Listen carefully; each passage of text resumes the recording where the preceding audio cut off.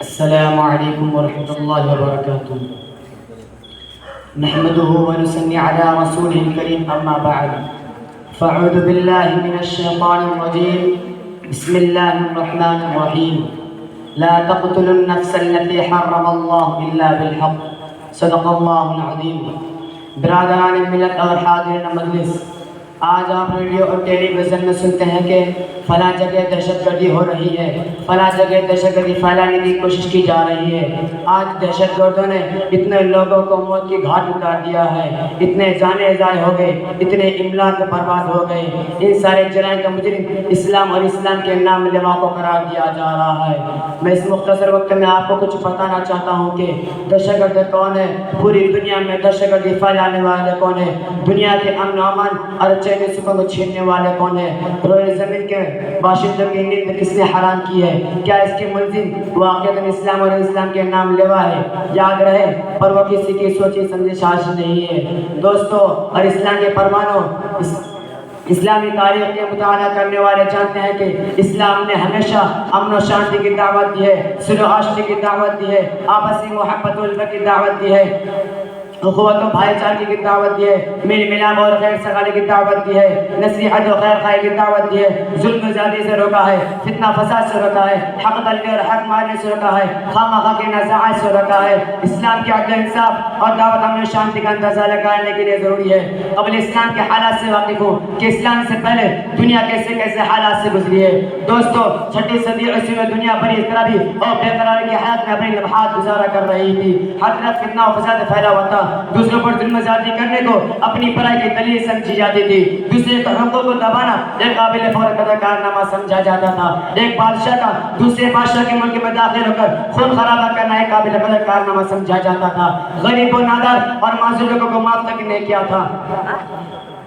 شیدقہ بچے کو دیوار پر زور سے مارا جاتا جس سے بچے کا بھیجا نکل کر باہر آ جاتا۔ کیسر و کسریٰ کی تاریخ کس سے معلوم نہیں، روم و ایران کی ویرانی کس سے یاد نہیں، بخت نصر کے قتل عام سے کون واقف نہیں، جنگ کراچی بے دلی سے کون آشنا نہیں۔ الغرب پوری دنیا میں فساد پھیلا ہوا ہے، چاہے روم ہو یا ایران، پاکستان ہو یا ہندوستان، یورپ ہو یا ایشیا، روئے زمین کا کوئی خطہ ایسا باقی نہیں تھا جہاں لوگ امن و شانتی کی زندگی بسر کر رہے ہو۔ اسی حالت کو بیان کرتے ہوئے قرآن کریم نے کہا ہے ظہر الفساد فی البر والبحر بما کسبت ایدی الناس۔ ایسے خطرناک اور تاریخ ترین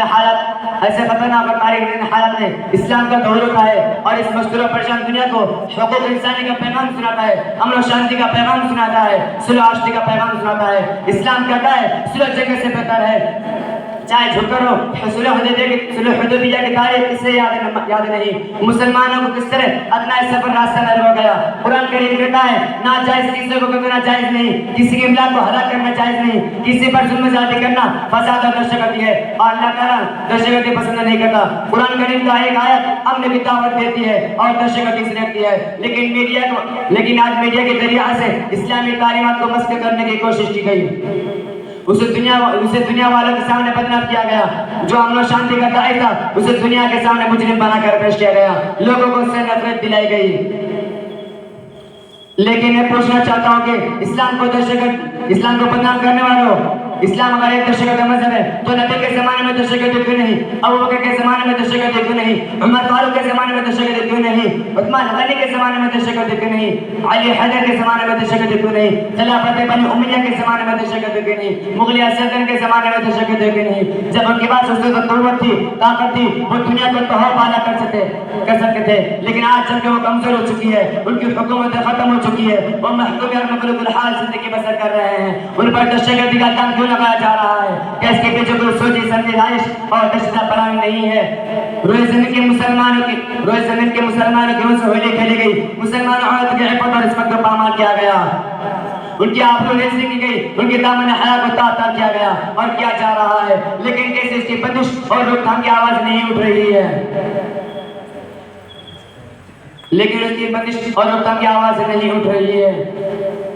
یہودی اور عیسائی کے لیے عابد ہیں کی قیمت ہے، مسلمانوں کے خون کی کوئی قیمت نہیں۔ میڈیا میں صرف مجرم و خطاگر بنا کر پیش کیا جاتا ہے۔ لہٰذا پہلے یہ طے کرو کہ دہشت گردی کسے کہتے ہیں؟ کیا جان و مال کی حفاظت کرنے کا نام دہشت گردی ہے؟ عزت و آبرو کی حفاظت کا نام دہشت گردی ہے؟ اپنے وطن سے محبت رکھنے کا نام دہشت گردی ہے؟ اپنے وطن پر قربان ہونے کا نام دہشت گردی ہے؟ جائز حقوق کے مطالبہ کرنے کا نام دہشت گردی ہے؟ دنیا کے عدل انصاف قائم کرنے کا نام دہشت گردی ہے. اگر تم اس کو دہشت گردی کہتے ہو تو ہم فخر سے کہتے ہیں کہ ہم دہشت گردی ہیں. لیکن دہشت گردی اسے نہیں کہتا بلکہ کسی کی حریت و آواز کا سلب کرنے کا نام دہشت گردی ہے. کسی کے انسانی حقوق میں داغا ڈالنے کا نام دہشت گردی ہے.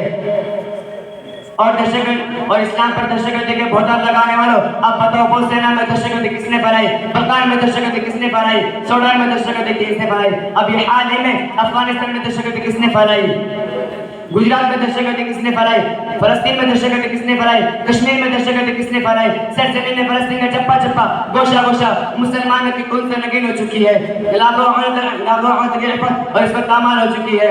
کروڑوں بچے یتیم ہو چکے ہیں, ہزاروں مائیں بیوہ ہو چکی ہیں, اتنے گھر ویران ہو چکے ہیں. مسلمانوں میں ان درندے یہودیوں سے پوچھنا چاہتا ہوں کہ اے نام و نہاد قائم کرنے والوں, اگر تم آپ کا امن قائم کرنا چاہتے ہو تو دہشت گردی کرنا چھوڑ دو. دنیا میں امن قائم ہو جائے گا, دنیا سے دہشت گردی ختم ہو جائے گی, لوگ امن سکون کی زندگی بسر کریں گے. یہ دہشت گردی خاتمہ کا سے علاج ہے. اللہ تعالی ہم سب کو اور دنیا کے تمام مسلمانوں کو دہشت گردی سے بچنے کی توفیق عطا فرمائے. آمین. وما علینا الا البلاغ.